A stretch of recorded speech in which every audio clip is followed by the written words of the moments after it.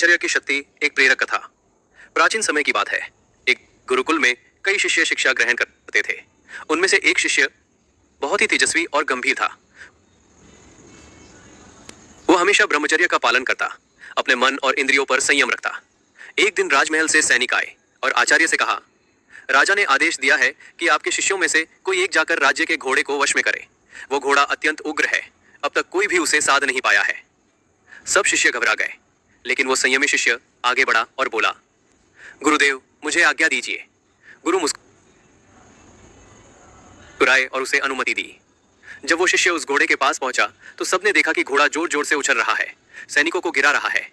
परंतु जैसे ही वो ब्रह्मचारी शिष्य उसके समीप गया, घोड़ा शांत हो गया, मानो उसके सामने समर्पित हो गया। धीरे धीरे उसने घोड़े को सहलाया और सहज ही उसे काबू में कर लिया। राजा और सब लोग आश्चर्यचकित रह गए।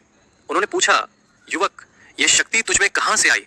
शिष्य ने विनम्रता से उत्तर दिया, राजन, ये शक्ति किसी बाहरी साधन से नहीं, बल्कि ब्रह्मचर्य और आत्म संयम से आती है। जिसने अपनी इंद्रियों को जीत लिया, उसके सामने संसार की सबसे बड़ी शक्तियां भी झुक जाती हैं। राजा ने प्रसन्न होकर उसे बहुत आदर दिया और सबको संदेश दिया, जो ब्रह्मचर्य का पालन करता है वो केवल स्वयं को नहीं बल्कि समस्त जगत को जीत सकता है। सीख, ब्रह्मचर्य का अर्थ केवल शारीरिक संयम ही नहीं बल्कि विचार, वाणी और आचरण में भी पवित्रता है। जो व्यक्ति अपने मन और इंद्रियों को वश में रखता है, उसकी ऊर्जा महान कार्यों में लगती है और वही सच्ची शक्ति है।